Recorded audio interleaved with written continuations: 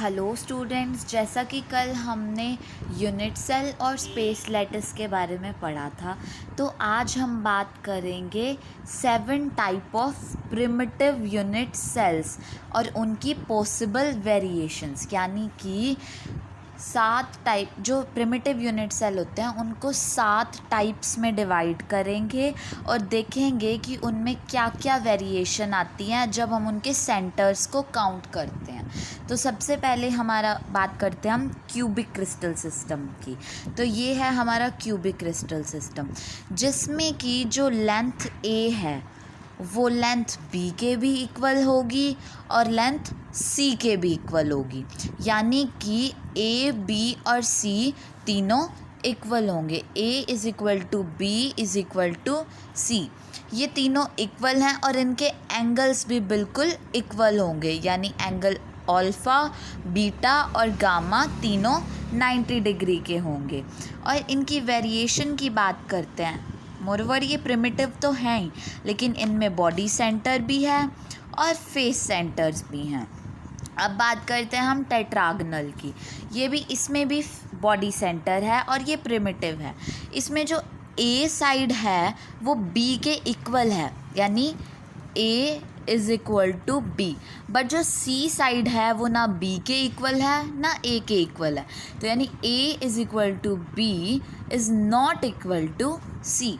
लेकिन इनके जो एंगल्स हैं वो तीनों के 90 डिग्री हैं। यानी अल्फ़ा, बीटा और गामा तीनों 90 डिग्री हैं। अब हम बात करते हैं ऑर्थोरोम्बिक।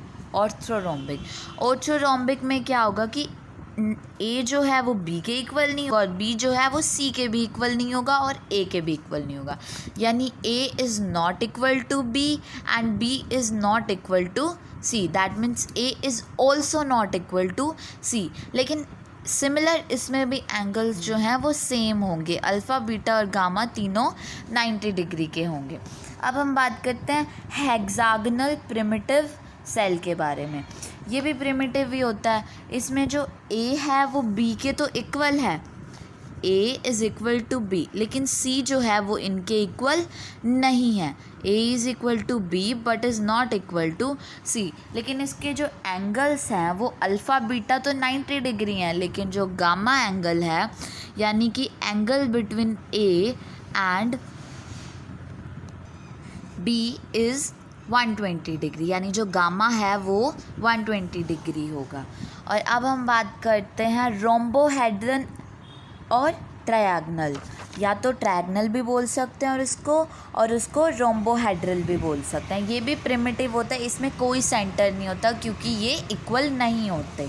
तो अब हम बात करते हैं इनके उसके बारे में, साइड्स के बारे में। जो ए है वो बी के इक्वल है और बी है वो सी के इक्वल है। यानी तीनों साइड्स इक्वल हैं। A is equal to B is equal to C. इसकी शेप थोड़ी रोम्बस वाली है लेकिन इसकी साइड इक्वल है। जैसे कि हमको पता है रोम्बस की सारी साइड्स इक्वल होती हैं एज लाइक स्क्वायर। और इसके एंगल हैं वो भी सिमिलर हैं। अल्फ़ा, बीटा और गामा सिमिलर हैं लेकिन वो 90 डिग्री के इक्वल नहीं है। 90 डिग्री होता है स्ट्रेट एंगल, लेकिन इसमें स्ट्रेट एंगल नहीं है। वो तीनों सिमिलर हैं बट 90 डिग्री नहीं है। अब हम बात करते हैं मोनोक्लिनिक की। मोनोक्लिनिक जो है उसमें साइड ए बी के इक्वल नहीं है और बी सी के इक्वल नहीं है और ए सी के इक्वल भी नहीं है। यानी A is not equal to B and is not equal to C. लेकिन इनके जो एंगल्स हैं वो अल्फ़ा और बीटा तो 90 डिग्री हैं, लेकिन अल्फ़ा और गामा तो 90 डिग्री हैं, लेकिन जो बीटा है वो 90 डिग्री नहीं है। यानी कि A angle between A and B is 90 degree. Angle between B and C is also 90 degree, but angle between A and C is not 90 degree. और इसमें end centers भी होते हैं। अब हम बात करते हैं ट्राइक्लिनिक की। जो ट्राइक्लिनिक है वो भी प्रिमिटिव है, इसके अंदर कोई हम सेंटर्स काउंट नहीं करते एक्सेप्ट कॉर्नर्स के। तो इसमें जो ये भी हल्की हल्की रोम्बस वाली शेप है, but it's not a rhombus क्योंकि इसकी साइड्स इक्वल नहीं है। ए जो है वो ना ही बी के इक्वल है और ना ही सी के इक्वल है, और इनके जो एंगल्स हैं वो भी 90 डिग्री नहीं हैं। जो एंगल्स हैं वो भी 90 डिग्री नहीं है। ये एक टेबल है जो कि NCERT की बुक पेज नंबर 8 पे और 9 पे दे रखी है। It's very important and you have to learn it. अब हम बात करेंगे आगे कि हमने इनको किस बेसिस पे बताया कि क्यूबिक जो है बॉडी सेंटर्ड है, फेस सेंटर्ड है, और जो टेट्रागनल है वो बॉडी सेंटर्ड है, क्योंकि सेंटर्स तो सब में होते हैं। लेकिन मैं बताती हूँ इन सेंटर्स को हम क्यों हमने ऐसे एक दूसरे के साथ डिवाइड किया। तो हम सेंटर्स को तब काउंट करते हैं जब वो एक कॉर्नर से लेके उस सेंटर तक, मान लो हम बॉडी सेंटर की बात करते हैं, तो वो कॉर्नर से लेके बॉडी सेंटर तक का जो डिस्टेंस होगा वो इक्वल होगा हर कॉर्नर से, तो वो बॉडी सेंटर्ड हुआ। मैं आपको शो करती हूँ। जैसे कि अब ये क्यूबिक है, ये हमारा बॉडी सेंटर्ड है और ये हमारे कॉर्नर्स हैं। जो बॉडी सेंटर का डिस्टेंस हर कॉर्नर से इक्वल है, तो इसीलिए जो क्यूबिक है वो बॉडी सेंटर्ड है। और सेम कॉर्नर से लेके फेस सेंटर तक का डिस्टेंस जो है वो हर फेस सेंटर से कॉर्नर का डिस्टेंस सेम है, इसीलिए क्यूबिक जो है वो फेस सेंटर्ड और बॉडी सेंटर्ड है। ऐसे ही टेट्रागनल की बात करते हैं हम। टेट्रागनल में जो बॉडी सेंटर है वो हर कॉर्नर से इक्वल डिस्टेंस पे है।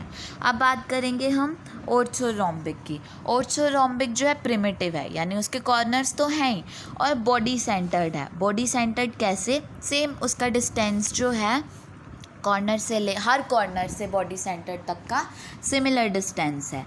ये एंड सेंटर्ड क्यों है? क्योंकि इसके जो एंड जो होता है, ऊपर और नीचे वाले जो सेंटर्स हैं उनका डिस्टेंस हर कॉर्नर से इक्वल है। और ऐसे ही ये फेस सेंटर्ड भी है, हर फेस से कॉर्नर का डिस्टेंस सिमिलर है, इसीलिए ये फेस सेंटर्ड भी है।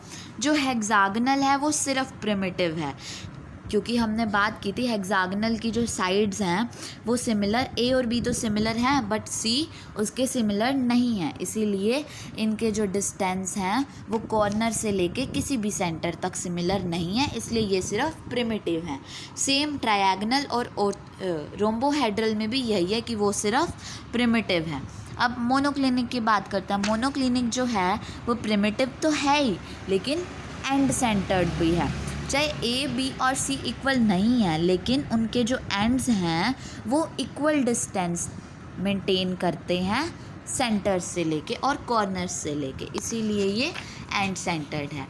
आगे जो ट्राइक्लिनिक है वो भी सिर्फ प्रिमिटिव है, उसमें भी क्योंकि ये भी रोम्बस शेप में है और इसमें ए, बी और सी तीनों इक्वल नहीं हैं, बट इनके कोई भी सेंटर्स जो हैं वो सिमिलर डिस्टेंस पे नहीं हैं।